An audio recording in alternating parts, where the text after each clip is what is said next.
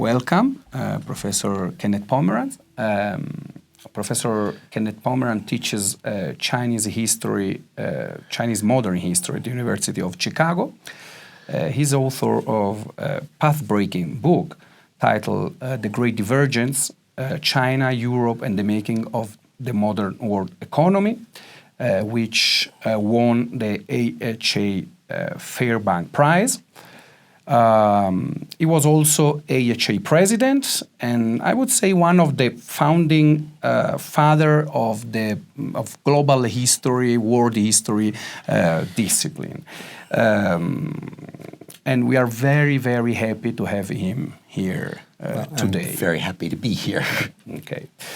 And let me also add that Professor Pomeranz is here as part of a new initiative that El Colegio de México is launching with Universidad Iberoamericana called Cátedra de Historia Internacional y Global. So this is the first event that we are organizing within this new initiative. Bienvenido al profesor Kenneth Pomeranz. El profesor Kenneth Pomeranz da clase de Historia Moderna de China en la Universidad de Chicago. Es autor de un libro de gran importancia en el contexto, digamos, historiográfico reciente, un libro cuyo título es La Gran Divergencia, China, Europa y la conformación de la economía mundial moderna, ganador de un importante premio de la Asociación de Historiadores de Estados Unidos, el Fairbank Prize. Ha sido también presidente de la American Historical Association y uno de, yo diría, de los más importantes historiadores que han contribuido a delinear, formar el campo de la historia mundial y de la historia global. Y es un gran placer que esté aquí, y profesor Pomeranz viene como parte de un nuevo proyecto que el Colegio de México está lanzando con la Universidad Iberoamericana, que es la Cátedra de Historia Internacional e Historia Global. So let's start with the fun. Okay. Professor Pomeranz, you are very well known for the book that I recently mentioned, The Great Divergence, which of course has already become a classic of modern history. My first question would be, what pushed you to try reshaping world history debate addressing China and Eastern Asia history during the first age of the Industrial Revolution? So it's a more of a personal question, I would say. Okay, well, there were a bunch of things. I mean, part of it was that I had actually started out thinking I was going to be a European historian. And then actually my senior year of college took a China course more or less for fun. And it was fantastic. And I started thinking more and more about it, and thinking about it both because I found it fascinating in its own right, but also because I sensed that it gave me a place from which to think about the West and think about it differently.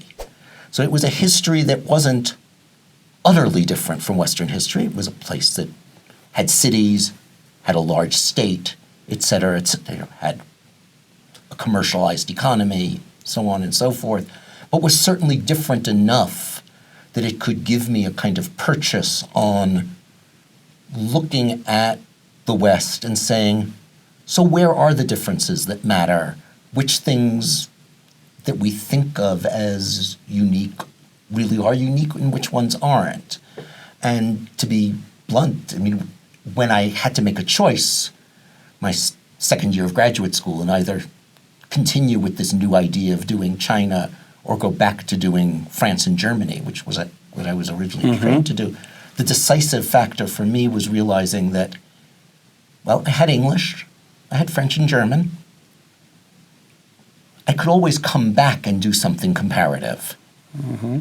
If I didn't learn Chinese and Japanese in my 20s, I wasn't going to learn them in my 40s after my first book came out.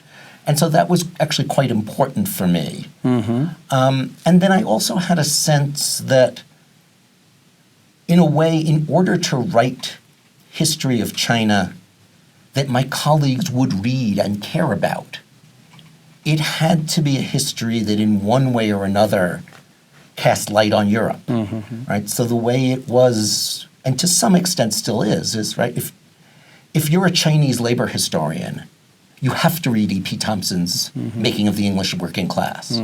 If you're a British labor historian, nobody demands that you read Jean Chenot's History of the Chinese Working Class. You know, it's a historiographic inequality that we can't deny it. It's there. Models that are based on European and to some extent North American history have just been central to the field for so long.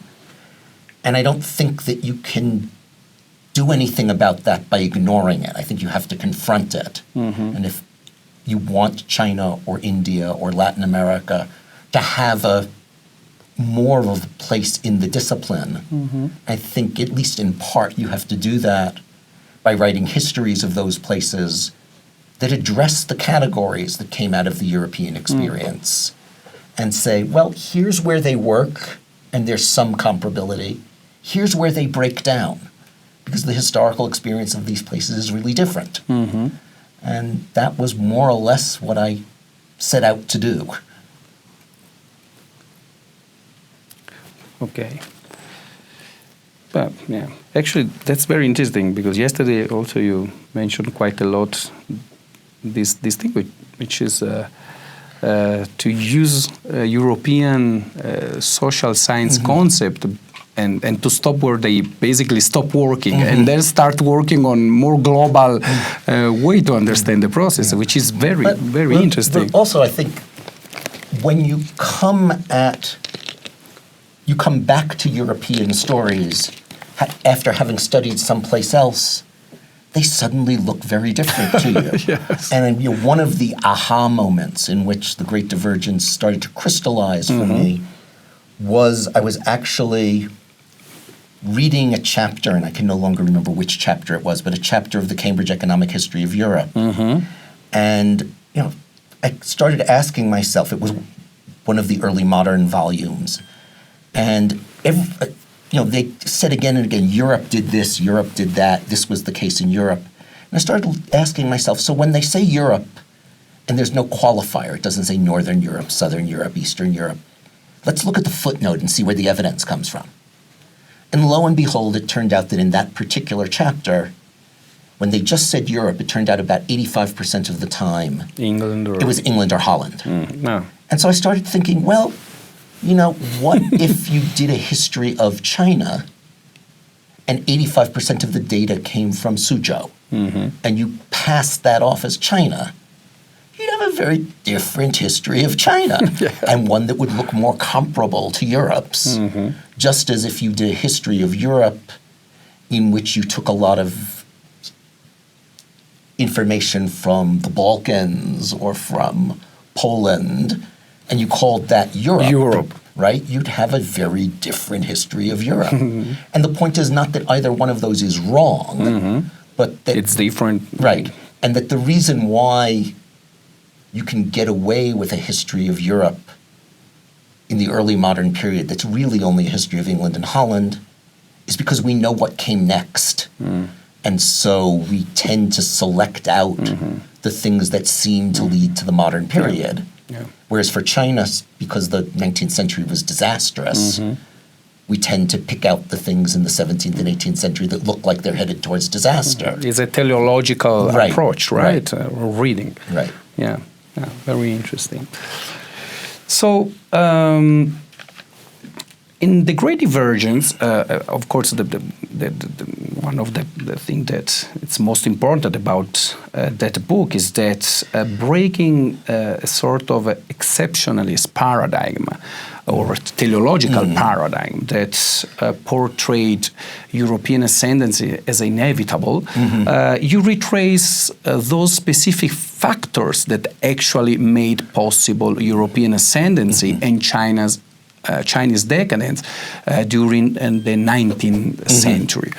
The question is, Is that great divergence that you described in your book over? And if so, why?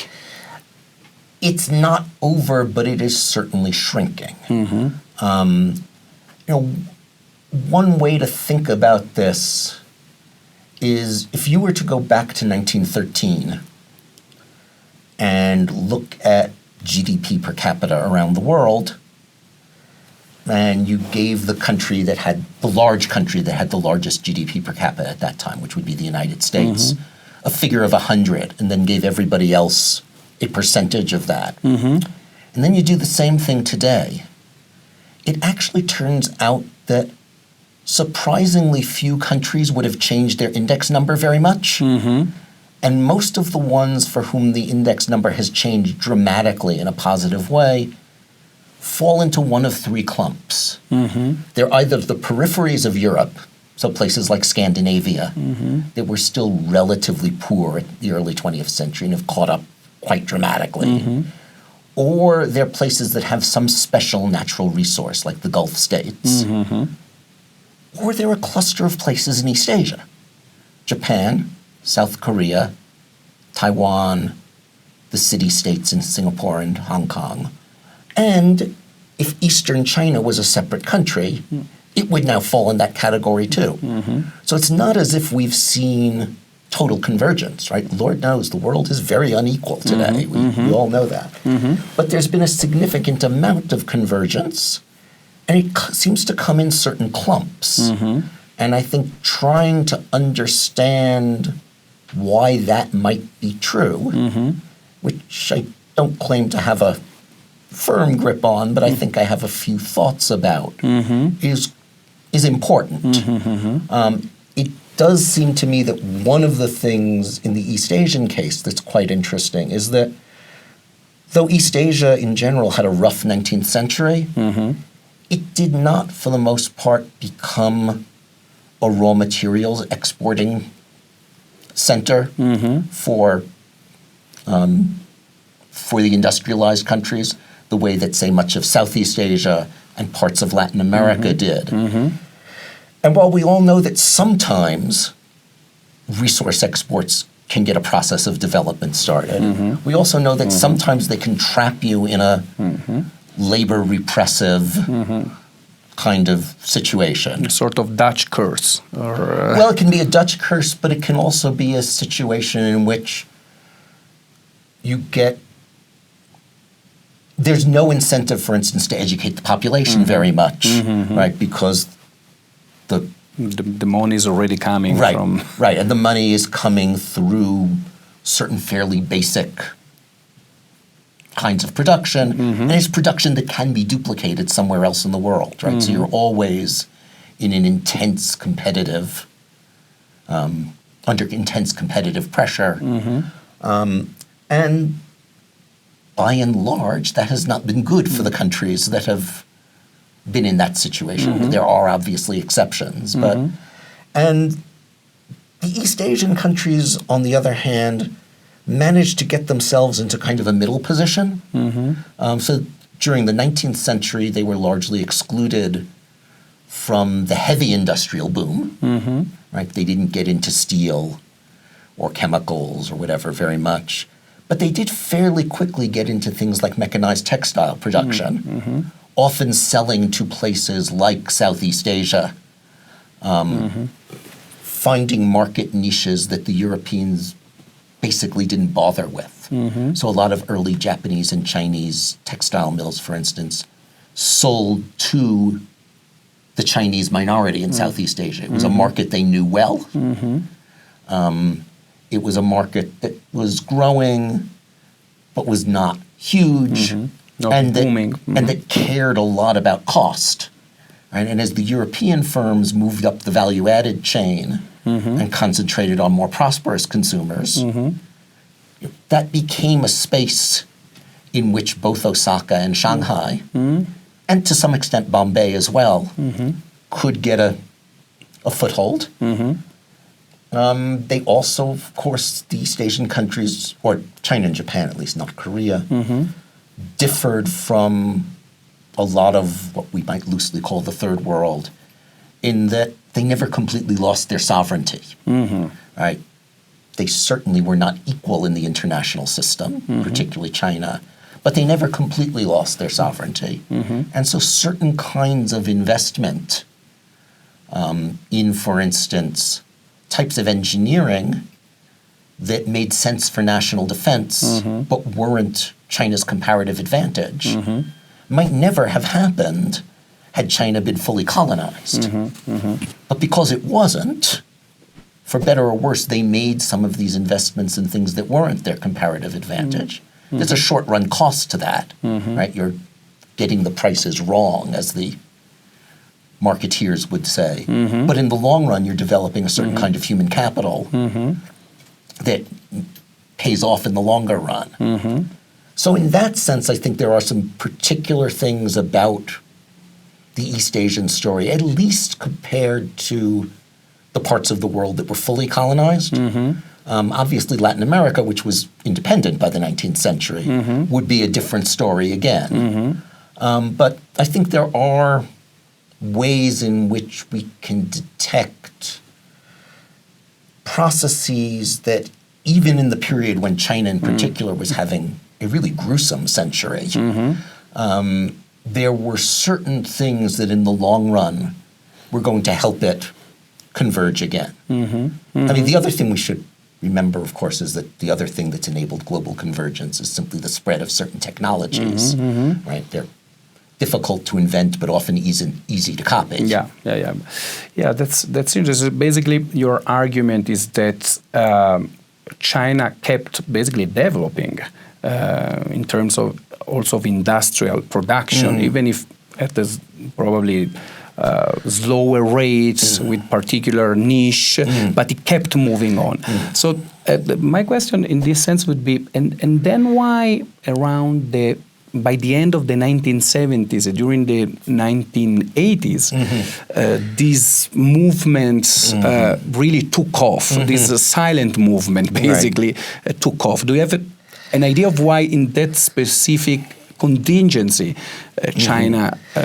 So I think there were a lot of things going on at once, but certainly one of them was that by the late 70s, China had a very large, low-cost labor force that was nonetheless, in some ways, a fairly high-quality labor force. Right? If you look at levels of health, if you look at levels of literacy, et cetera, they were positioned to do at least some things quite well. Because, of course, if cheap labor alone gave you development, you'd have development everywhere. Absolutely.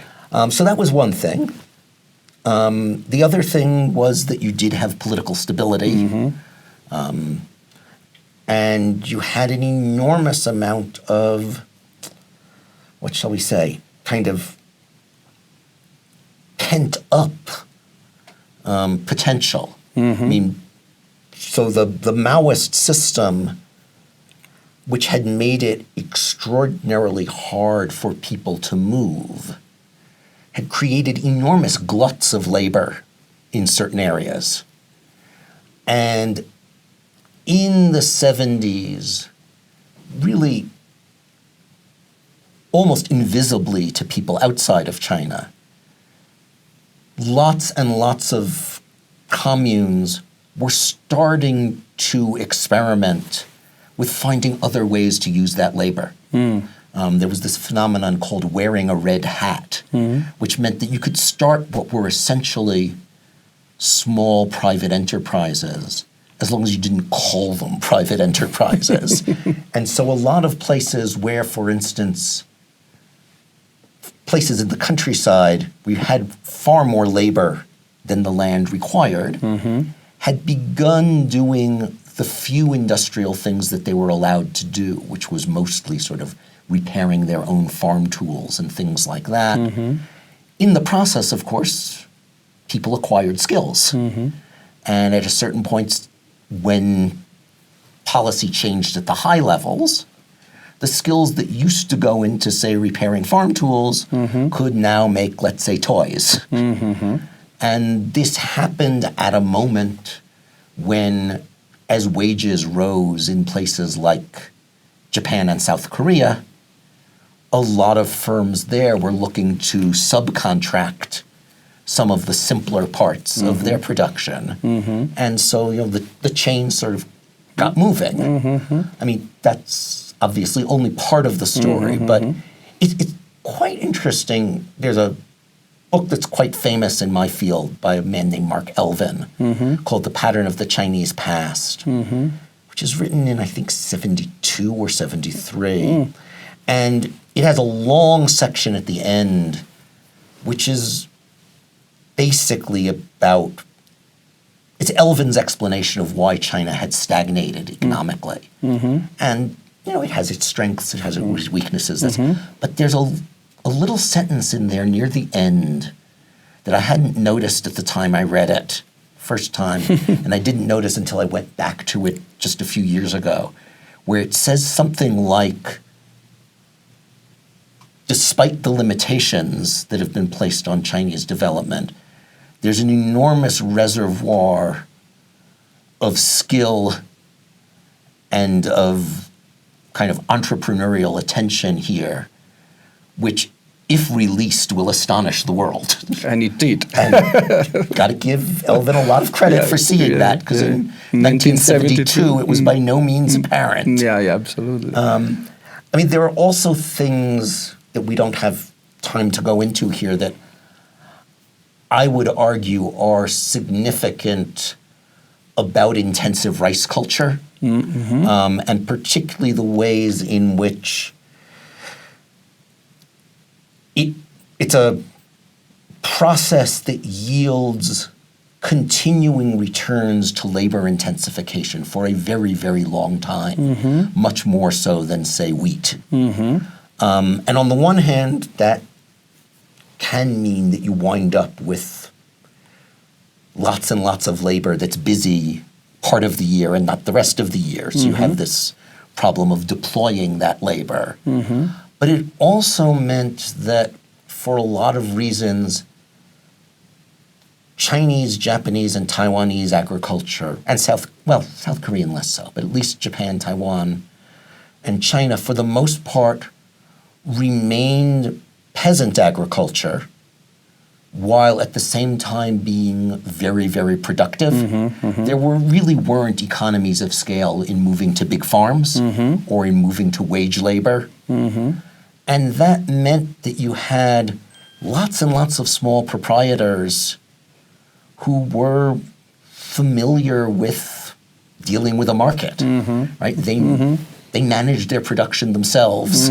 They made family-based, up until 49 in China, they made family-based decisions about how much of the family labor do I put into textile production in the home, how much do I put into agriculture. They were potential entrepreneurs. Or in some ways, I mean, I don't want to overdo that. But it's another ingredient of the explanation. Right, and the Maoist period didn't last long enough to kind of wipe that out entirely. I see.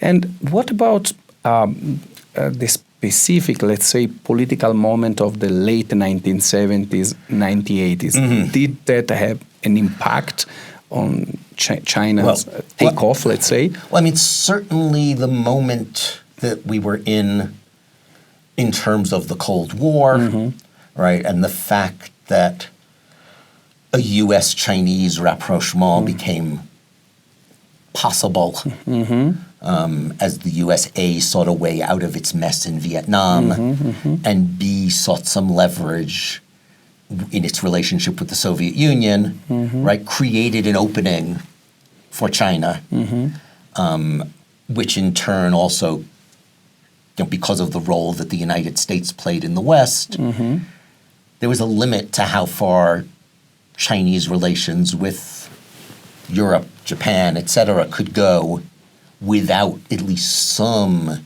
easing of the tensions with the United States. So that became possible.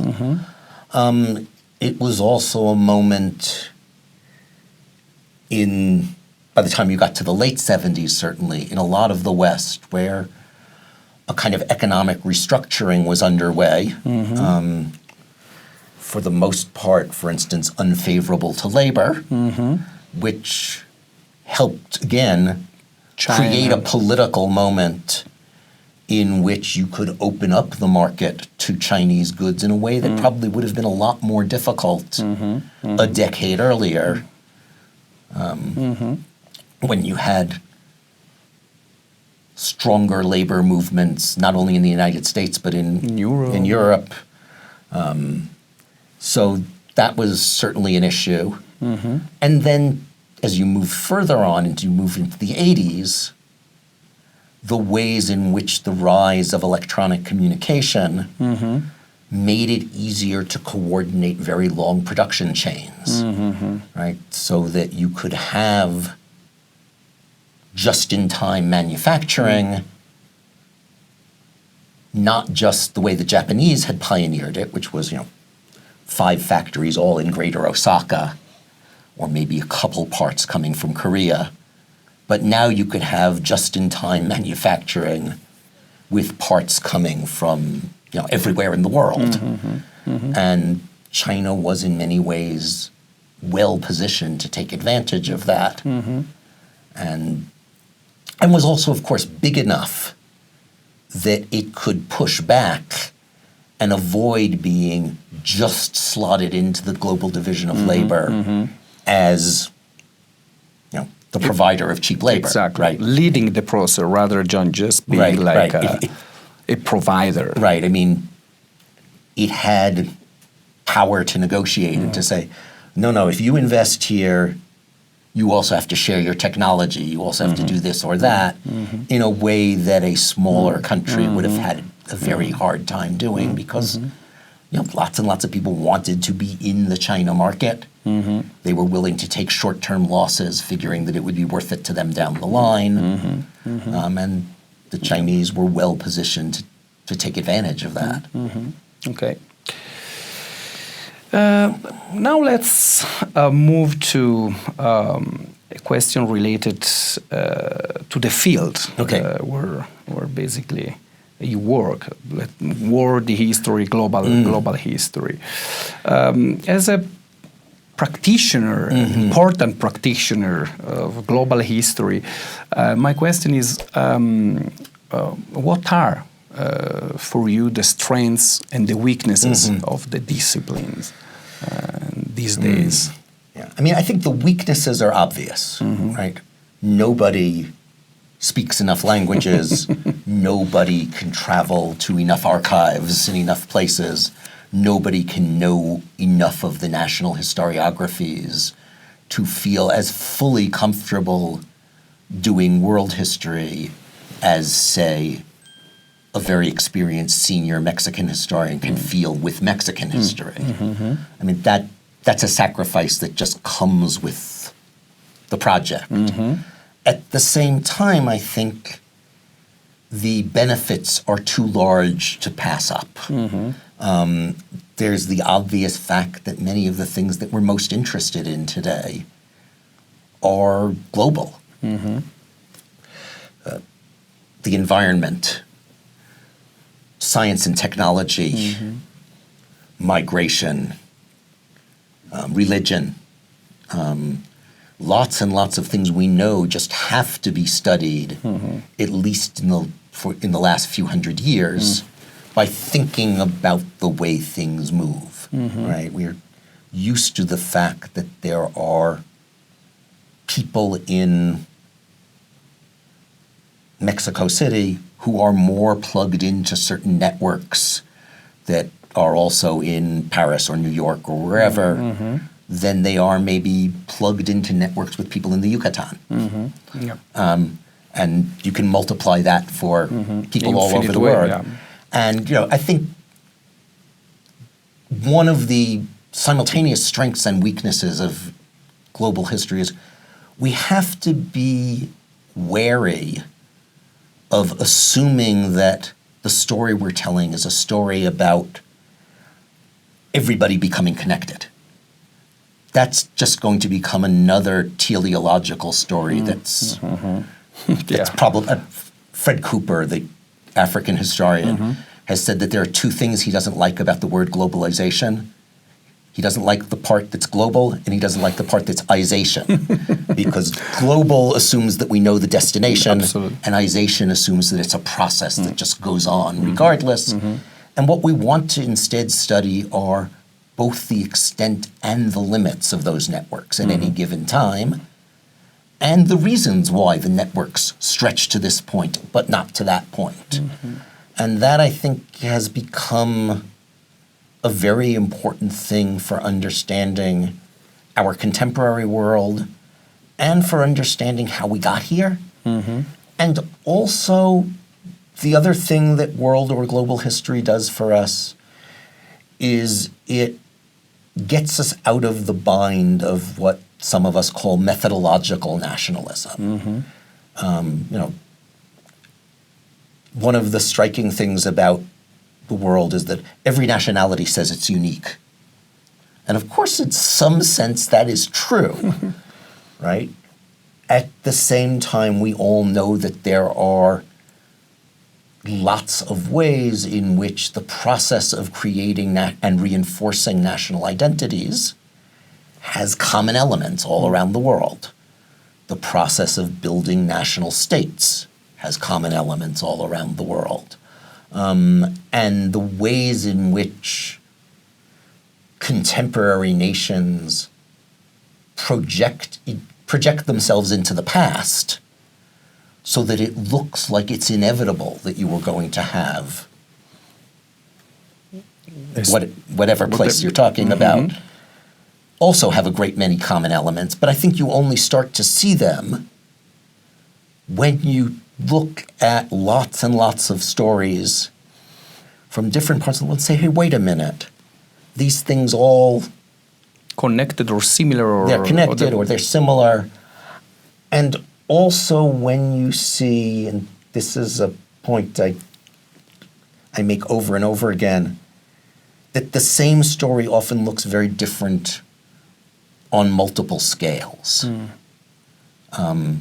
So that you can tell a story of, let's say, the growth of 19th century port cities that would bounce around the world, right? You do Buenos Aires, you do Chicago, you do Shanghai, and you see some commonalities to the way in which these cities just take off with global trade.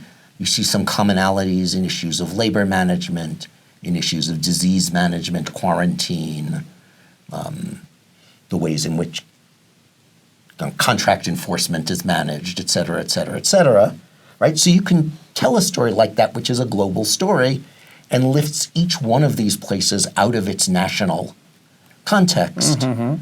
Or you can reinsert each one of those places in its national context, right, and tell a story about how it relates to its immediate hinterland, how it rises or falls based on policies of its national government.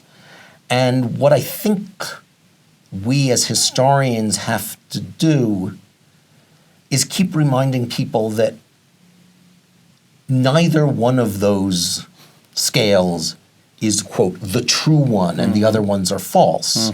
It's that they each give us different insights into how the world works.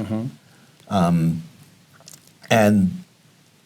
global history, because its scale is in some ways so kind of obviously impossible, forces us to be more self-conscious about those issues of scale instead of sort of sweeping them under the rug as we often do. I mean, when I used to teach at the University of California, we had this course we taught that was called something like The World Since 1870. And I would often start that class by saying, you know, if this was a class on the United States since 1945, I guarantee you that at least a dozen times during the course of the term, I would say to you something like, well, this is something I'd love to cover, but there's no time because our topic is too big.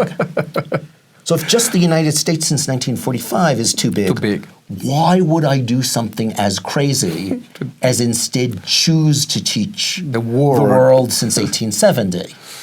And I think that kind of move where in a sense you let the students into the kitchen and let them see how the cooking is done, and remind them, we have choices about what scale we work on, and we choose one or the other because they are functional for different things, is a good way of helping people see how valuable thinking historically can be. Or helping them think about how regions that we might take for granted actually come and go, right? They have no coherence at one moment, and they are coherent at another. I mean, Rodell's famous example of how we didn't think about there being a single Mediterranean in the 18th, 19th, first half of the 20th century, because we naturally divided it. There was Europe on the one side, and there was North Africa and the Middle East on the other side. But if you go back in time, the Mediterranean looks much more like a unit. Cohesive. Right? And that's a valuable thing for people to understand.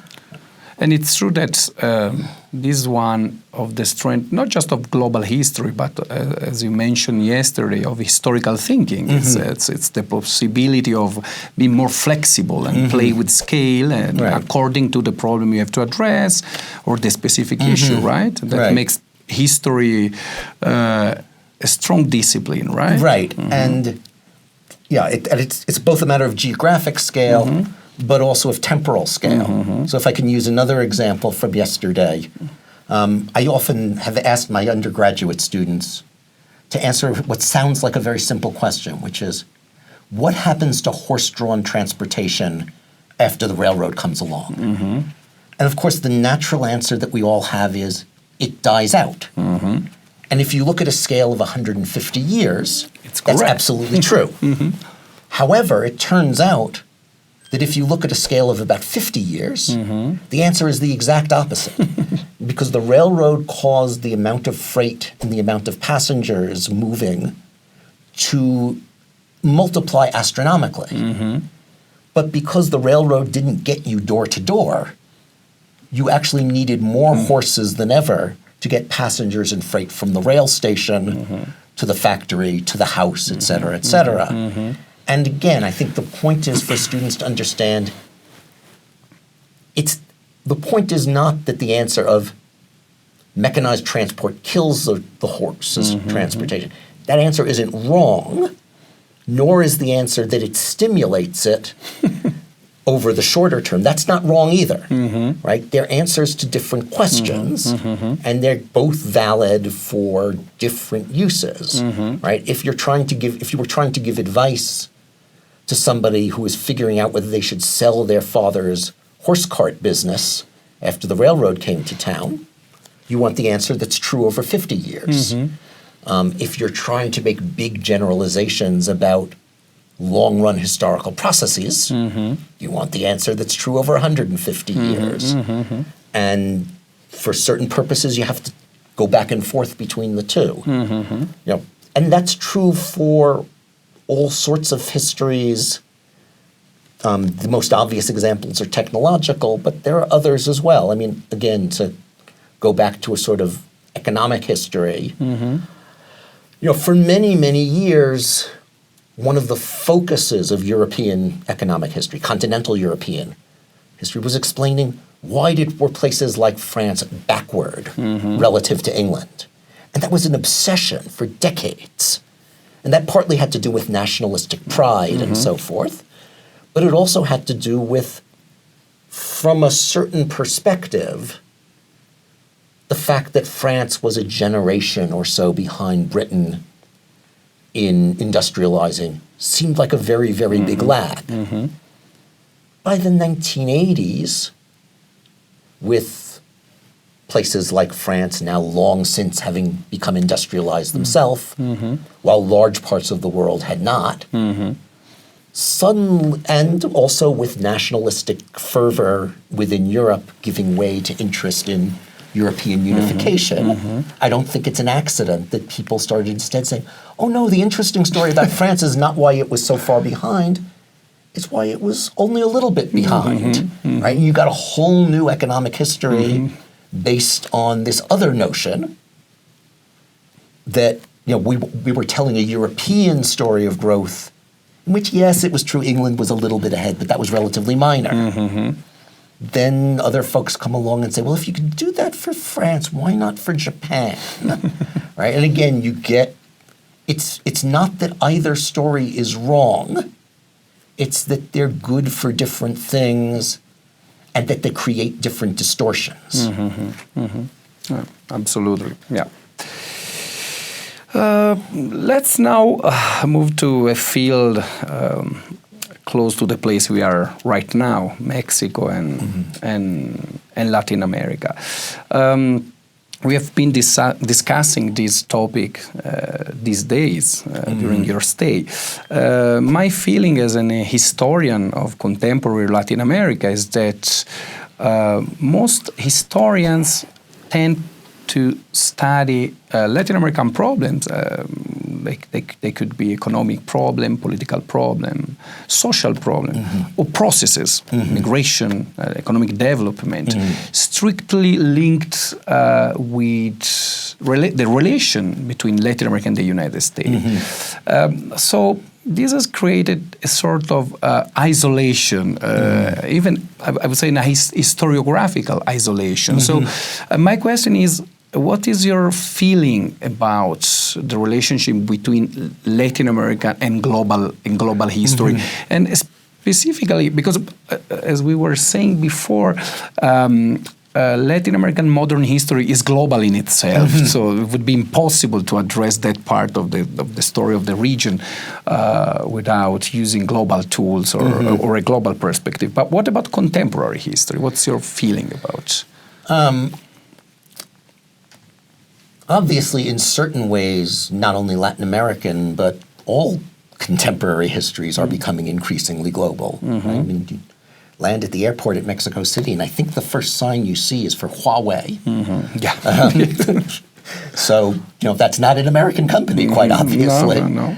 And I think it's also truer than ever that the flows that move of people, of products, of technologies, and of ideas are more truly global. And I think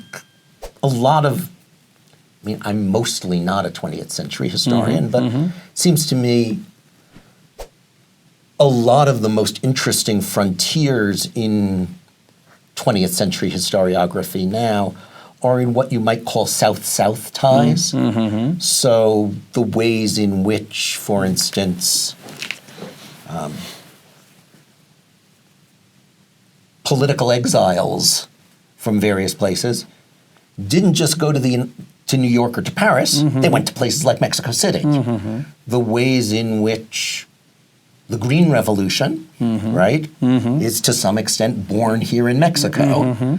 I mean, yes, it was Rockefeller money, but the idea was that Mexican wheat was really the test case.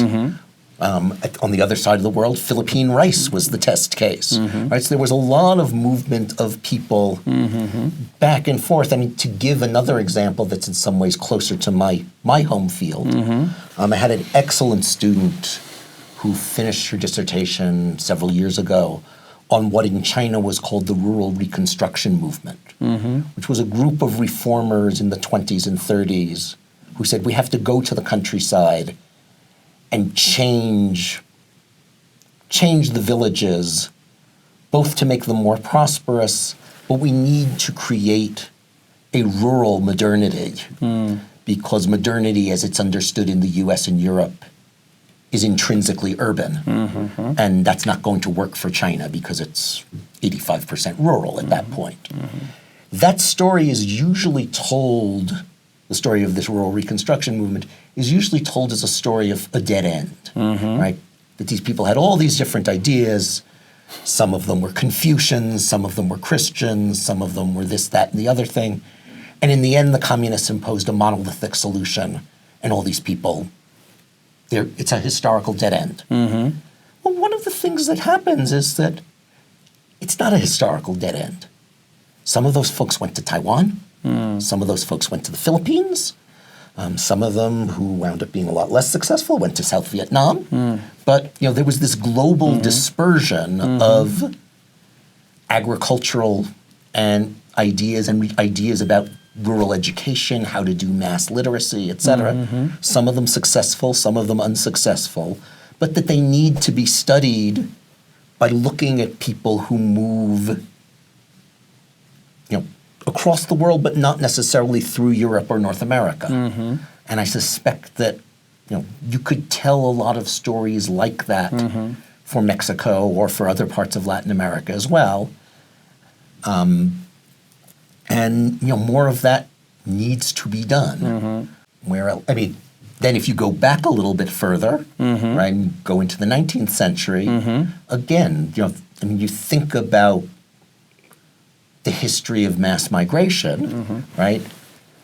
We know that Argentina, for instance, is a huge recipient country. And of course, historians of Latin America talk about that. But when you read the global histories of migration, they're mostly about movement to North America.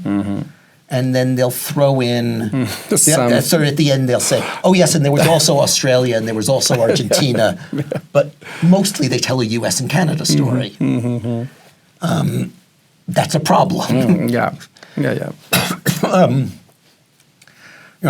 All sorts of, think about the Latin America, all the different primary commodities that Latin America either was or in some cases still is a leading producer of.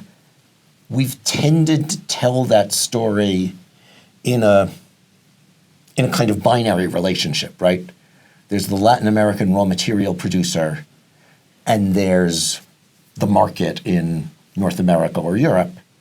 And it's not that that story is wrong, but it's also a much more complex story, because another way of looking at a lot of those things is that they were a form originally of import substitution, right? Where the European colonial empires wanted to produce on their own, within their own empires, stuff that they were previously buying from places like India and China, right?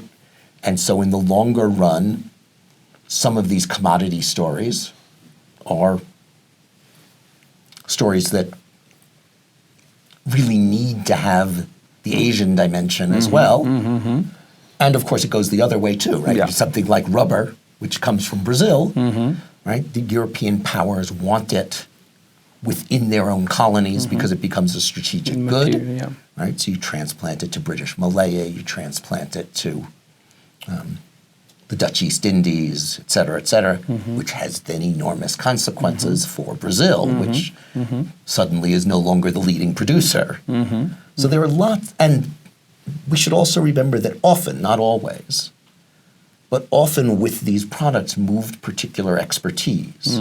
Sometimes it was a European botanist, but sometimes it was also an Indian or Chinese or whatever grower who is brought to someplace else, right? It's not an accident that sugar in Cuba, right? Eventually, when the slave trade ends, they get a lot of people from South China, right? Because they had been growing sugar for a long time. Absolutely.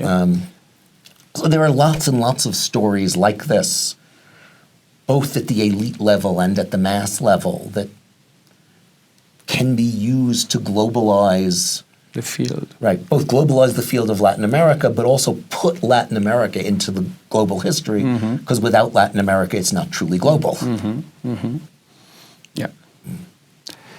Well, thank you for this interesting conversation, and I look forward to the next conference you will be giving today. Thank you. Thank you.